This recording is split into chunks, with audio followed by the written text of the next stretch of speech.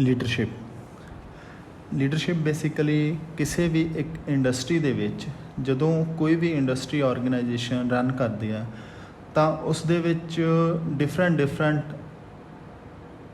ਅਲੱਗ-ਅਲੱਗ ਡਿਪਾਰਟਮੈਂਟਸ ਹੁੰਦੇ ਨੇ।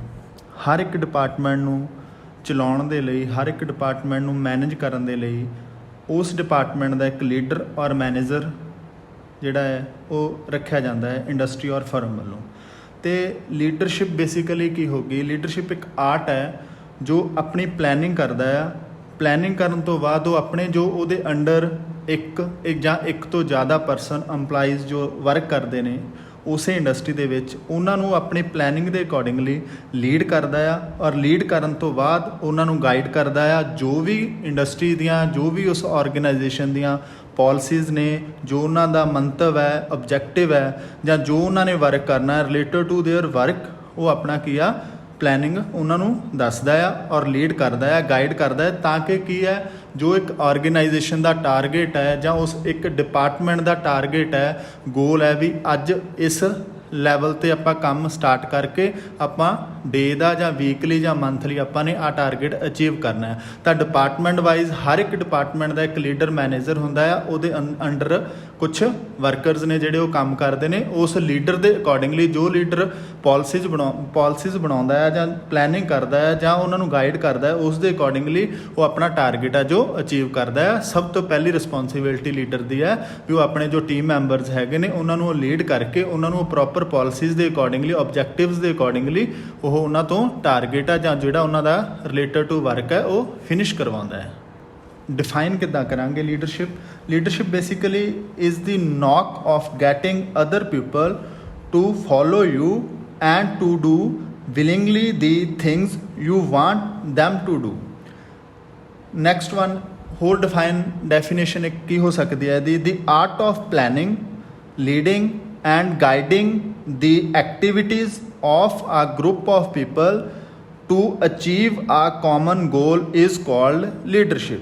ਜਿੱਦਾਂ ਕਿ ਮੈਂ ਤੁਹਾਨੂੰ ਦੱਸਿਆ ਵੀ ਲੀਡਰਸ਼ਿਪ ਦਾ ਕੀ ਹੈ, ਇੱਕ ਆਰਟ ਹੈ ਪਲੈਨਿੰਗ ਕਰਨਾ, ਉਹਨੂੰ ਲੀਡ ਕਰਨਾ ਐਂਡ ਗਾਈਡ ਕਰਨਾ। ਜੋ ਵੀ ਐਕਟੀਵਿਟੀਜ਼ ਇੱਕ ਇੰਡਸਟਰੀ, ਇੱਕ ਫਰਮ ਦੇ ਵਿੱਚ ਹੋਣੀਆਂ ਨੇ, ਉਹ ਨੰਬਰ ਆਫ ਮੈਂਬਰਸ ਨੇ ਜੋ ਇੰਡਸਟਰੀ ਦੇ ਵਿੱਚ ਜਾਂ ਉਸ ਦੇ ਡਿਪਾਰਟਮੈਂਟ ਦੇ ਵਿੱਚ, ਤਾਂ ਕਿ ਜਿਹੜਾ ਇੱਕ ਕਾਮਨ ਗੋਲ ਮਿਥਿਆ ਗਿਆ ਆ ਉਹਨੂੰ ਆਪਾਂ ਅਚੀਵ ਕਰ ਸਕੀਏ।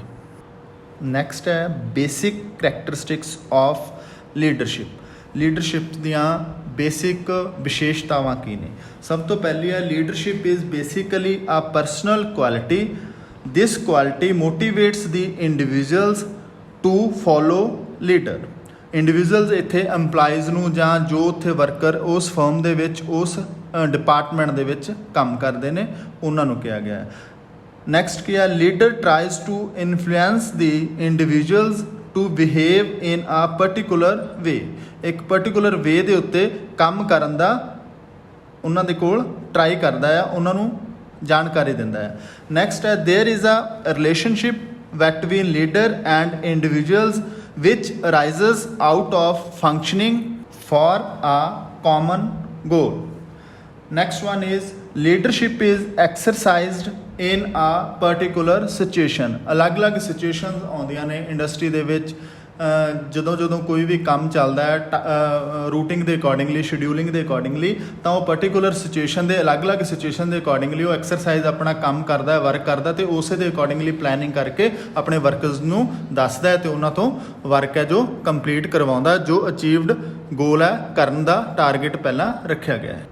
ਨੈਕਸਟ ਟੌਪਿਕ ਹੈ need of Leadership is an important factor for making the organization successful। ਕਿਸੇ ਵੀ ਆਰਗੇਨਾਈਜੇਸ਼ਨ ਨੂੰ ਸਕਸੈਸਫੁਲੀ ਰਨ ਕਰਵਾਉਣ ਦੇ ਲਈ ਲੀਡਰਸ਼ਿਪ ਇੱਕ ਇੰਪੋਰਟੈਂਟ ਫੈਕਟਰ ਹੈ ਜੋ ਆਪਣਾ ਰੋਲ ਪਲੇ ਕਰਦਾ ਹੈ। Here we mean manager as a leader. Without a good leader, organization cannot function efficiently and effectively। ਕੁਛ ਪੁਆਇੰਟਸ ਹਾਈਲਾਈਟ ਕਰ ਰਹੇ ਹਾਂ ਕਿ ਕਿਉਂ ਜ਼ਰੂਰਤ ਪੈਂਦੀ ਹੈ ਕਿਸੇ ਵੀ ਆਰਗੇਨਾਈਜੇਸ਼ਨ ਨੂੰ ਇੱਕ ਲੀਡਰਸ਼ਿਪ ਦੀ, ਇੱਕ ਗੁੱਡ ਲੀਡਰਸ਼ਿਪ ਦੀ। ਸਭ ਤੋਂ ਪਹਿਲਾਂ ਟੂ ਮੋਟੀਵੇਟ ਇੰਪਲਾਈਜ਼। ਸਭ ਤੋਂ ਪਹਿਲਾ ਕੰਮ ਕੀ ਆ ਲੀਡਰ ਦਾ, ਜਾਂ ਕਿਸੇ ਵੀ ਮੈਨੇਜਰ ਦਾ ਕਿ ਉਹ ਆਪਣੇ EMPLOYEES ਨੂੰ ਜੋ ਉਸ ਦੇ ਅੰਡਰ 2 4 ਜਾਂ 10 ਜਿੰਨੇ ਵੀ EMPLOYEES ਵਰਕ ਕਰਦੇ ਨੇ ਉਹਨਾਂ ਨੂੰ ਉਹ ਟਾਈਮ ਟੂ ਟਾਈਮ ਮੋਟੀਵੇਟ ਕਰੇ ਤਾਂ ਕਿ ਆਊਟਪੁੱਟ ਹੈ ਜੋ ਉਹਨਾਂ ਦਾ ਵਰਕ ਚੱਲ ਰਿਹਾ ਹੈ ਉਹਦੀ ਆਊਟਪੁੱਟ ਆਪਣੀ ਜ਼ਿਆਦਾ ਵਧੀਆ ਤਰੀਕੇ ਨਾਲ ਨਿਕਲ ਸਕੇ। ਨੈਕਸਟ ਹੈ ਟੂ ਕ੍ਰੀਏਟ ਕੌਨਫੀਡੈਂਸ। ਕਿਸੇ ਵੀ EMPLOYEES ਨੂੰ ਕਿਸੇ ਵੀ ਇੰਡਸਟਰੀ ਦੇ ਵਿੱਚ ਵਰਕ ਕਰਨ ਦੇ ਲਈ ਕੰਮ ਕਰਨ ਦੇ ਲਈ ਕੌਨਫੀਡੈਂਸ ਹੋਣਾ ਬਹੁਤ ਜ਼ਿਆਦਾ ਜ਼ਰੂਰੀ ਹੈ। ਇਹ ਲੀਡਰ ਦੇ ਵਿੱਚ ਵੀ ਕੌਨਫੀਡੈਂਸ ਹੋਣਾ ਬਹੁਤ ਜ਼ਰੂਰੀ ਹੈ ਅਤੇ ਉਸ ਨੂੰ ਆਪਣਾ ਮੋਟੀਵੇਟ ਕਰਨਾ ਕੌਨਫੀਡੈਂਸ ਬਿਲਡ ਕਰਨਾ ਕਿਸੇ ਵੀ EMPLOYEES ਦੇ ਵਿੱਚ ਇਹ ਵੀ ਇੱਕ ਵਧੀਆ ਲੀਡਰ ਹੈ ਜੋ ਕਰ ਸਕਦਾ ਹੈ। ਨੈਕਸਟ ਹੈ ਟੂ ਬਿਲਡ ਮੋਰਾਲ ਮਤਲਬ ਕੀ ਆ ਗਿਆ ਉਸ EMPLOYEES ਦਾ ਜੋ ਵਿਸ਼ਵਾਸ, ਕੰਮ ਕਰਨ ਪ੍ਰਤੀ ਵਿਸ਼ਵਾਸ। ਕਈ ਵਾਰੀ ਕੀ ਹੁੰਦਾ ਹੈ ਕਿਸੇ ਵੀ ਇੰਡਸਟਰੀ ਦੇ ਵਿੱਚ ਜੋ ਵਰਕਰ ਕੰਮ ਕਰਦਾ ਆਪਣੇ ਫੀਲਡ ਦੇ ਰਿਲੇਟਡ ਲੇਸ ਦੇ ਉੱਤੇ ਕੰਮ ਕਰਦਾ ਹੈ ਜਾਂ ਕਿਸੇ ਮਿਲਿੰਗ ਡਰਿਲਿੰਗ ਮਸ਼ੀਨ ਦੇ ਉੱਪਰ ਵਰਕ ਕਰਦਾ ਹੈ, ਕਈ ਵਾਰ ਉਸ ਤੋਂ ਕੋਈ ਨਾ ਕੋਈ ਪ੍ਰੋਬਲਮ ਐਰਰ ਰਹਿ ਜਾਂਦਾ ਹੈ ਆਪਣੇ ਟੂ ਡੂ ਜੋ ਆਪਣਾ ਵਰਕ ਕਰਦਾ ਹੈ। ਅਗਰ 1-2 ਗਲਤੀਆਂ ਹੋਈਆਂ ਤਾਂ ਉਸ ਨੂੰ ਨਜ਼ਰਅੰਦਾਜ਼ ਕਰਕੇ ਗਾਹਾਂ ਤੋਂ ਉਸ ਬੰਦੇ ਨੂੰ ਇਸ ਚੀਜ਼ ਬਾਰੇ ਅਗਾਹ ਕਰਨਾ, ਜਾਣਕਾਰੀ ਦੇਣੀ ਵੀ ਇਸ ਨੂੰ ਇੱਦਾਂ ਨਹੀਂ ਇੱਦਾਂ ਆਪਾਂ ਵਰਕ ਵਧੀਆ ਤਰੀਕੇ ਨਾਲ ਕਰ ਸਕਦੇ ਹਾਂ ਤਾਂ ਕਿ ਅੱਗੇ ਤੋਂ ਬੰਦਾ ਆ ਉਹ ਆਪਣਾ ਮੋਰਾਲ ਨੂੰ ਬਿਲਡ ਕਰੇ, ਅਚੀਵ ਕਰੇ ਟਾਰਗੇਟ ਜੋ ਉਹਦਾ ਕੰਮ ਹੈ ਉਹ ਇਫੈਕਟਿਵਲੀ ਉਸ ਚੀਜ਼ ਨੂੰ ਕੰਪਲੀਟ ਕਰ ਸਕੇ। ਨੈਕਸਟ ਕੀ ਆ to define objectives of organisation. Leader ਦਾ ਇੱਕ ਅਹਿਮ ਰੋਲ ਹੈ ਇੱਥੇ ਕਿ ਉਹ ਆਪਣੇ ਜੋ ਆਰਗੇਨਾਈਜੇਸ਼ਨ ਦੇ ਵਿੱਚ ਜੋ ਵੀ ਪਾਲਿਸੀਜ਼ ਹੈ ਆਰਗੇਨਾਈਜੇਸ਼ਨਸ ਦੀਆਂ ਜੋ ਉੱਥੇ ਐਕਟੀਵਿਟੀਜ਼ ਹੋਣੀਆਂ ਨੇ ਉਹਨਾਂ ਦੀਆਂ ਜੋ ਆਬਜੈਕਟਿਵ ਮੰਤਵ ਨੇ ਉਹ ਆਪਣੇ EMPLOYEES ਨੂੰ ਆਪਣੇ ਵਰਕਰਸ ਨੂੰ ਟਾਈਮ ਟੂ ਟਾਈਮ ਦੱਸਦਾ ਰਹੇ ਤਾਂ ਕਿ ਹਰ ਇੱਕ ਵਰਕਰ ਅਗਾਹ ਹੋ ਕੇ ਆਪਣਾ ਵਧੀਆ ਕੰਮ ਆ ਜਿਹੜਾ ਉਹ ਆਊਟਪੁੱਟ ਦਿੰਦਾ ਰਹੇ ਇੰਡਸਟਰੀ ਦੇ ਪ੍ਰਤੀ। ਨੈਕਸਟ ਲੀਡਰਸ਼ਿਪ ਦੀ ਇੱਕ ਹੋਰ ਕੁਆਲਿਟੀ ਹੈ ਹੋਣੀ ਚਾਹੀਦੀ ਹੈ ਉਸ ਦੇ ਵਿੱਚ ਕੀ ਹੈ ਕਿ ਇੱਕ ਟੀਮ ਸਪਿਰਿਟ। ਇੱਕ ਮੰਨ ਕੇ ਚੱਲੋ ਵੀ ਇੱਕ ਡਿਪਾਰਟਮੈਂਟ ਦੇ ਵਿੱਚ 10 ਬੰਦੇ ਕੰਮ ਕਰਦੇ ਨੇ, ਉਹਨਾਂ ਦਾ ਇੱਕ ਲੀਡਰ ਹੈ। ਉਸ ਲੀਡਰ ਦੀ ਰਿਸਪੌਂਸਿਬਿਲਟੀ ਬਣਦੀ ਹੈ ਕਿ ਉਹ ਇੱਕ ਟੀਮ ਨੂੰ ਟੀਮ ਦੀ ਤਰ੍ਹਾਂ ਨਾਲ ਕੰਮ ਕਰਵਾਵੇ। ਇਹ ਨਾ ਹੋਵੇ ਵੀ 2 ਜਾਂ 3 ਬੰਦੇ ਅਲੱਗ ਕੰਮ ਕਰ ਰਹੇ ਨੇ, 2-3 ਦੀ ਯੂਨਿਟੀ ਅਲੱਗ ਹੈ, 2-3 ਦੀ ਅਲੱਗ ਹੈ। ਅਗਰ ਆਪਣੇ ਕੋਲ ਯੂਨਿਟੀ ਨਹੀਂ ਹੋਏਗੀ ਤਾਂ ਆਪਣਾ ਵਰਕ ਹੈ ਜੋ ਇਫੈਕਟਿਵਲੀ ਨਹੀਂ ਆਪਾਂ ਆਊਟਪੁੱਟ ਦੇ ਸਕਦੇ ਕਿਸੇ ਵੀ ਆਰਗੇਨਾਈਜੇਸ਼ਨ ਦੇ ਵਿੱਚ। ਇਸ ਕਰਕੇ ਟੀਮ ਦੀ ਸਪਿਰਿਟ ਇਕੱਠੀ ਕਰਨੀ, ਟੀਮ ਨੂੰ ਇਕੱਠਾ ਕਰਕੇ ਇਕੱਠੇ ਕੰਮ ਕਰਨਾ ਜ਼ਿਆਦਾ ਇਫੈਕਟਿਵ ਹੁੰਦਾ ਹੈ। ਇਹ ਇੱਕ ਲੀਡਰਸ਼ਿਪ ਦੀ ਕੁਆਲਿਟੀ ਵੀ ਹੈ। ਅੱਗੇ for efficient and economical working. ਹੁਣ ਇੱਕ ਲੀਡਰ ਦੀ ਰਿਸਪੌਂਸਿਬਿਲਟੀ ਹੁੰਦੀ ਹੈ ਆਪਣੀ ਆਰਗੇਨਾਈਜੇਸ਼ਨ ਔਰ ਫਰਮ ਦੇ ਪ੍ਰਤੀ ਕਿ ਉਹ ਜੋ ਵੀ ਕੰਮ ਆਪਣੇ ਵਰਕਰਸ ਤੋਂ ਜਾਂ ਆਪਣੇ ਡਿਪਾਰਟਮੈਂਟ ਦੇ ਜੋ ਵੀ ਉਹਦੇ EMPLOYEES ਨੇ ਉਹਨਾਂ ਤੋਂ ਕਰਵਾਉਂਦਾ ਆ ਉਹ ਵਧੀਆ ਹੋਣ ਔਰ ਘੱਟ ਖਰਚੇ ਦੇ ਉੱਤੇ ਕੰਪਲੀਟ ਹੋ ਸਕਣ ਤਾਂ ਕਿ ਆਰਗੇਨਾਈਜੇਸ਼ਨ ਵੀ ਉਸ ਲੀਡਰ ਨੂੰ ਕਹੇ ਵੀ ਹਾਂ ਤੁਸੀਂ ਕੰਮ ਜੋ ਕੀਤੇ ਨੇ ਬਹੁਤ ਵਧੀਆ ਆ ਅਤੇ ਬਹੁਤ ਘੱਟ ਖਰਚੇ ਦੇ ਵਿੱਚ ਹੋਏ ਨੇ। ਉਹ ਵੀ ਇੱਕ ਉਹਦੀ ਰਿਸਪੌਂਸਿਬਿਲਟੀ ਬਣਦੀ ਹੈ ਇੱਕ ਅੱਛੇ ਲੀਡਰ ਦੀ। ਲਾਸਟ ਵਨ ਹੈ ਟੂ ਹੈਂਡਲ ਡਿਫਿਕਲਟ ਸਿਚੁਏਸ਼ਨ।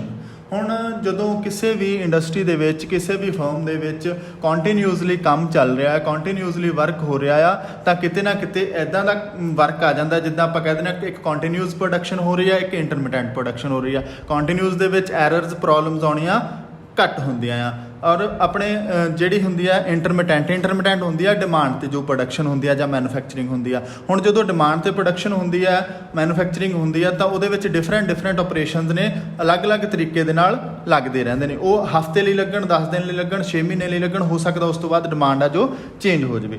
ਉਸ ਤਰ੍ਹਾਂ ਦੀ ਇੰਡਸਟਰੀ ਦੇ ਵਿੱਚ ਉਸ ਤਰ੍ਹਾਂ ਦੀ ਮੈਨੂਫੈਕਚਰਿੰਗ ਫਰਮ ਦੇ ਵਿੱਚ ਸਿਚੁਏਸ਼ਨਸ ਨੇ ਜੋ ਬਦਲਦੀਆਂ ਰਹਿੰਦੀਆਂ ਨੇ। ਕਈ ਵਾਰੀ ਡਿਫਿਕਲਟ ਸਿਚੁਏਸ਼ਨ ਆ ਜਾਂਦੀ ਹੈ ਜਿੱਥੇ EMPLOYEES ਨੂੰ ਪਤਾ ਨਹੀਂ ਲੱਗਦਾ, ਵਰਕਰਸ ਨੂੰ ਪਤਾ ਨਹੀਂ ਲੱਗਦਾ ਕਿ ਉਸ ਦਾ ਮੈਂ ਕਿੱਦਾਂ ਸੋਲਿਊਸ਼ਨ ਲੈਣਾ ਹੈ ਤਾਂ ਉੱਥੇ ਇੱਕ ਲੀਡਰ ਦੀ ਅੱਛੇ ਲੀਡਰ ਦੀ ਇੱਕ ਰਿਸਪੌਂਸਿਬਿਲਟੀ ਹੈ ਕਿ ਉਹ ਉਸ ਸਿਚੁਏਸ਼ਨ ਦੇ ਨਾਲ ਪਹਿਲਾਂ ਆਪ ਸਹੀ ਤਰੀਕੇ ਨਾਲ ਕੰਮ ਕਰੇ, ਦੇਖੇ, ਉਸ ਨੂੰ ਪਲਾਨ ਆਊਟ ਕਰੇ ਵੀ ਇਹਦੇ ਵਿੱਚ ਪ੍ਰੋਬਲਮ ਆ ਕੀ ਰਹੀ ਹੈ। ਉਸ ਤੋਂ ਬਾਅਦ ਉਹ ਆਪਣੇ ਜੋ EMPLOYEES ਨੇ ਜੋ ਵਰਕਰਸ ਨੇ ਉਹਨਾਂ ਨੂੰ ਸਮਝਾਏ, ਉਹਨਾਂ ਨੂੰ ਗਾਈਡ ਕਰੇ ਕਿ ਇਸ ਸਿਚੁਏਸ਼ਨ ਨੂੰ ਤੁਸੀਂ ਕਿਸ ਤਰੀਕੇ ਦੇ ਨਾਲ ਹੈਂਡਲ ਕਰ ਸਕਦੇ ਹੋ।